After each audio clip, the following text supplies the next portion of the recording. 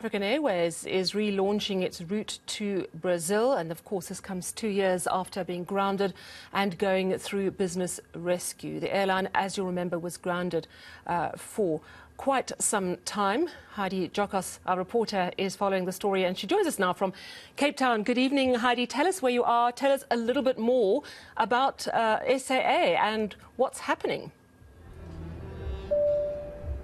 Yes, Sally, we are currently in Cape Town, and quite an interesting and I would say a great development for SAA, as they will be flying directly from Cape Town and Johannesburg to Sao Paulo, which is a route, I think, if I'm not mistaken, was conducted by SAA previously before they went into business rescue. It's been rather turbulent for the airline, but it seems as though they are finding their wings again. And we are joined by the interim CEO of SAA, Professor Lamola. Thank you so much for your time. Prof, we do appreciate it. Very exciting event. It looks very smart with your bow tie. Thank you. We are excited. This is a great day for South African Airways, but not only for South African Airways and the staff of SAA, but for the people of South Africa.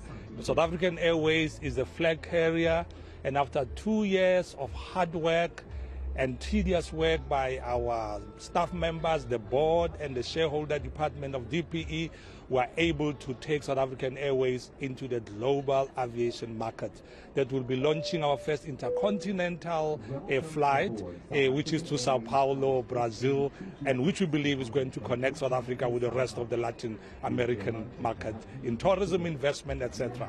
I don't want to get into too much detail because I know that the Minister of Public Enterprises is here and a number of other officials are also here, but people are looking at this and wondering, how on earth did SAA manage to get out of the rut that they were in? I mean, business rescue, there was also talks of a consortium, there were issues around whether or not SAA even had aircraft, but you seem to be finding your wings once again. It is just a South African spirit of resilience, of the commitment of the wonderful people that are at SAA. And that ranges from our pilots, our cabin crew, our managers, and the leadership that we really have from Minister Pravin Gordhan.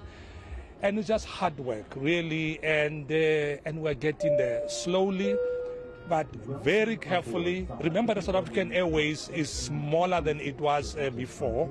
So the strategy has been to resize South African Airways. When we decided we're not going to go into a glorious, nostalgic, big South African Airways, but a lean and mean operation that can run out of its own operational income and is totally independent from the fiscus for its future.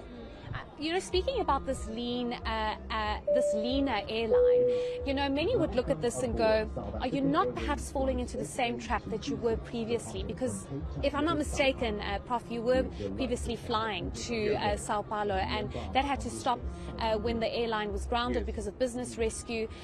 Are you in a better financial position to be doing this, or do you think it's really a leap of faith at this point? It's not a leap of faith. There is a grounding strategic shift on what SAA is all about.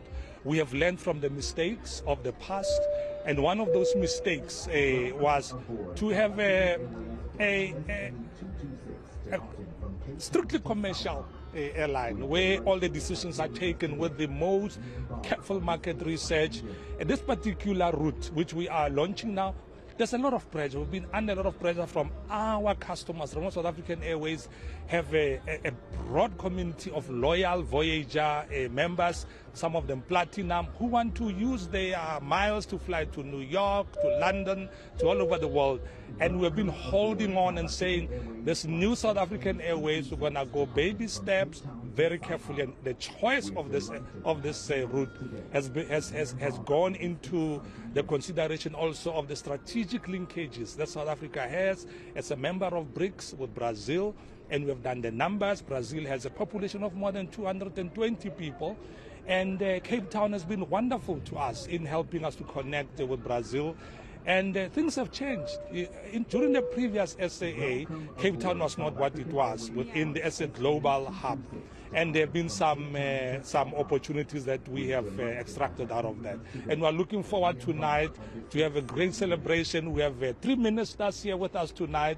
Minister Pravin Gordhan, We have Minister Patricia de Lille, and we have the Minister of Tourism from Brazil, who will be with us this evening. This is a great day, not only for South African Airways, but for the people who have faith and have loved South African Airways so well. Certainly. Just lastly, Prof, I know you need to go to other media engagements, but you also need to understand and appreciate the fact that there is a trust deficit when it comes to South Africans. At the end of the day, it is taxpayers' money that is being used and was being used, especially for the business rescue process.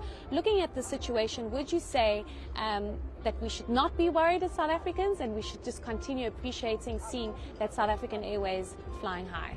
South African Airways is a strategic asset, and this is not just a cliche. Given the geographic location of South Africa at the bottom of the continent of South Africa, you need South African Airways. It's the only airline in South Africa today which has what we call wide-body aircraft that are able to do long-haul routes. We have, we have A300s, A340s. So we have reworked South African Airways, and it's very important that the shareholder intent that has emerged out of a business rescue, where it said we need private capital to get South African Airways into an invigorated second stage through the strategic equity partner, which will give us what we call version 3 of SAA. We're into version 2 of SAA currently. There are going to be only 3 versions. When we get to that, then we can relax. Currently, version 3 coming? We believe before the end of the next financial year. We are pushing now our financial year end of March, and we are doing as much as good. And thank you for eNCA for supporting us. Thank you so much, Prof. We do appreciate it. Thank you. That was the interim CEO of SAA.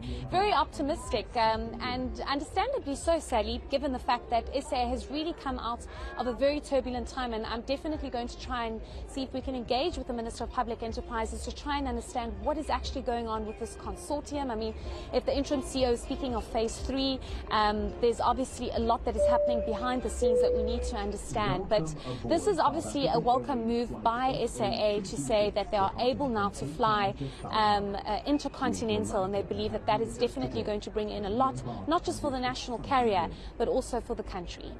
Yeah, and Heidi, we absolutely need those routes to be as competitive as possible as the world, but specifically the airline sector gets back on its feet after the massive impact of COVID.